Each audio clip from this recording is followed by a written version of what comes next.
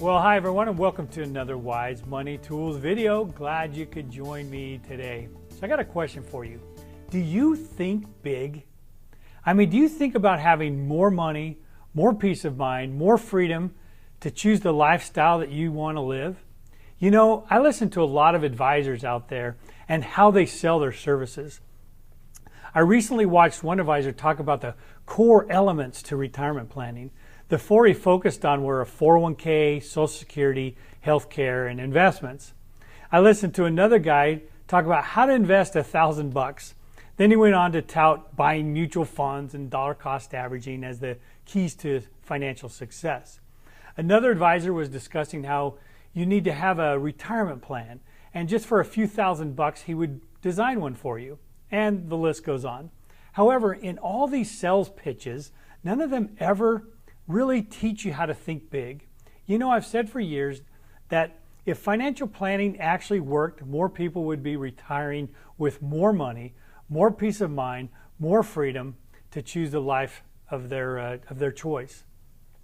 No one ever thinks big, including advisors. In fact, they may be the worst. Now, I realize one of the big mistakes people make is they start thinking about retirement and how that's going to turn out for them about 10 years before it's time. Somewhere in their mid-50s, they start to get serious. That's not early enough. I really don't like talking about retirement in the strict sense of the word, you know, retire at age 65. I know there are a lot of people who want to quit their 9-to-5 job at some point, and I get that. However, a lifelong pursuit from the first day you get a job should be to take an active interest in your money and investing. By doing so, you can quote unquote retire much earlier. It's something you can do and enjoy the rest of your life. If you look at wealthy people, they don't simply retire from their day-to-day job and that's it. Sure, they may play more golf or tennis, travel, and enjoy their family, but there's always something that keeps them busy. They keep and stay active with their mind, and they're continually looking for opportunities to invest. They may invest in a business or own some commercial property or maybe some rentals. They're still looking to deploy their money into other investments as opportunities come along. They may still be a part owner in a business, and they might sell part of it and just to stay busy and active for a while. Maybe it's a family business and they still stay involved and again active in some way. But the common thread is they're still working. They're working their money and their investments. See, to me, the biggest mistake that anyone can make is turning control and the investment decisions over to a financial advisor. Not understanding or being part of the investment process, to me, is financial suicide. A financial advisor doesn't think big. They don't want you to think that you'll ever do better than the mutual funds they pick for you. I've said for many years, there's no such thing as a mutual fund millionaire. Now, sure, there are millionaires that may own mutual funds, but they didn't get that way solely by buying funds. Most of them owned a business or had some sort of investment that paid off substantially. Others had high-paying jobs, such as a medical or dental professionals, and were able to save a substantial amount of money. But the truth is, it's because of the amount of money they were able to bring to the table from some other part of their life that made them millionaires. No one put $100 a month in a mutual fund and became a millionaire. Somewhere, somehow, they took some capital they saved and went to other investments. Buffett did it by buying stocks when they went on sale. I know others who've made money investing in real estate. They started small with one project and maybe even with a group of investors, and then they were able to build their net worth with more and more projects. I have many clients that own or owned successful businesses, some built from scratch, some franchises, some they bought businesses that were for sale. And again, the list goes on. My point is, all I want you to do is think big. Now, here's a litmus test for you. If you're going to have to rely on, or you've resigned yourself to having Social Security help support your retirement years, then you didn't think big enough. You probably relied on a financial advisor who told you that investing yourself is too hard and that you're better off with them calling all the shots.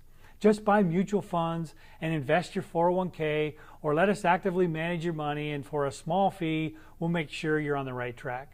After all, they are the professionals and they know what's best for you. They want you to simply give your money to them and use Social Security as a lovely retirement. Ugh, how depressing. It's death by 1,000 cuts to me.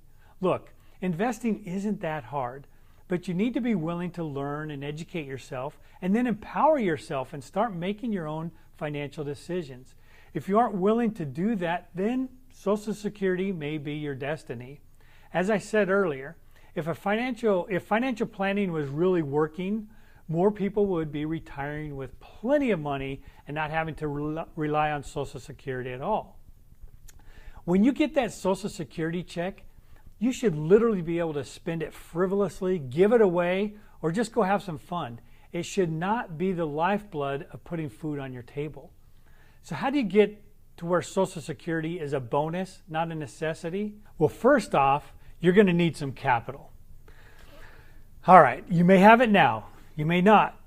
It's too bad, but way too many people have their capital tied up in 401ks and IRAs where they can't touch it until they're 59 and a half. Now, there are some rules that have changed and can allow you to self-direct a lot of those funds.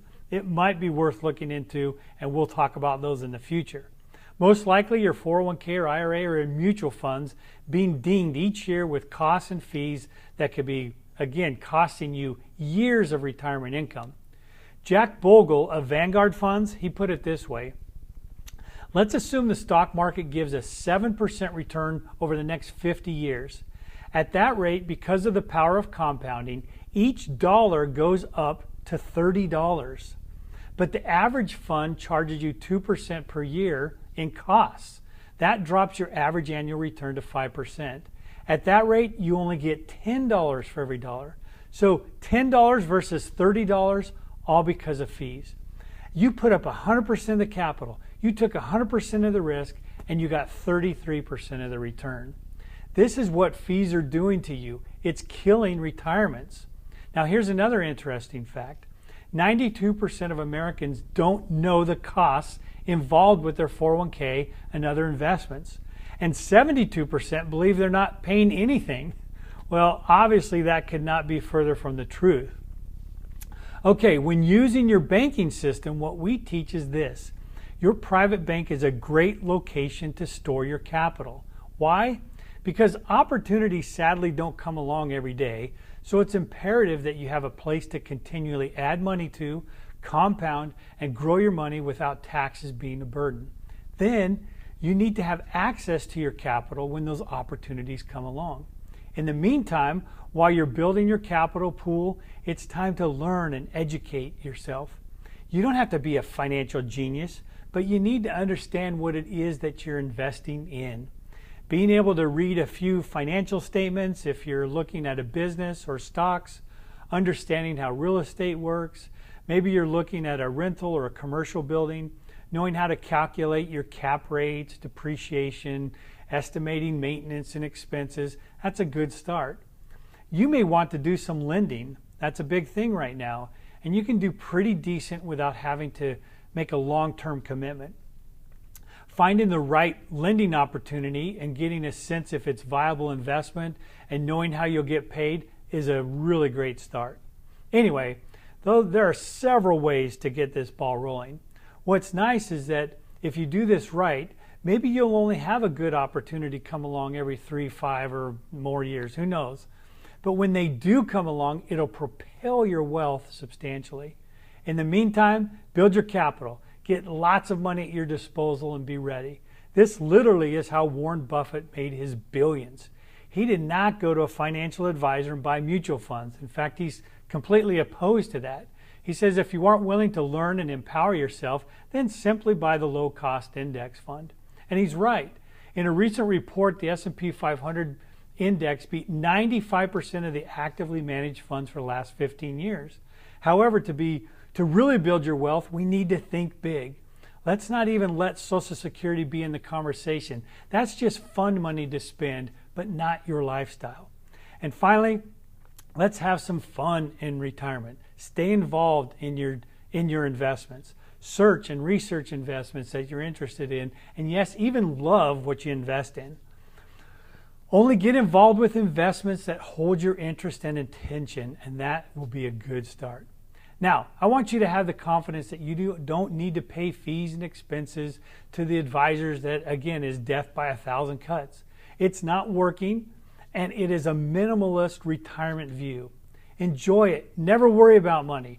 Really make them your golden years. For you younger ones out there, you may retire from your regular job early and let your investments and the enjoyment of building your wealth give you more freedom much earlier in life. We've given financial planning 60 plus years and it's not working. Remember what Einstein said, the definition of insanity is doing the same thing over and over and expecting a different result. The wealthy did not get that way by doing what everyone else is doing and doing the same thing over and over, hoping the result will change. You have to do something different, yet something that is proven to work. There are a lot of good people that we can copy. So let's go have some fun. Build your banking system, get your capital ready to deploy, and that will eventually build your wealth. And yes, I want you to think big. Okay, as always, if you have any questions, send them to questions@wisemoneytools.com. If you want to do a strategy session, well, let's do it. Just click on the link below, set up a time that works for you. Don't forget to subscribe and never miss a video, and I will see you next time. Until then, take care.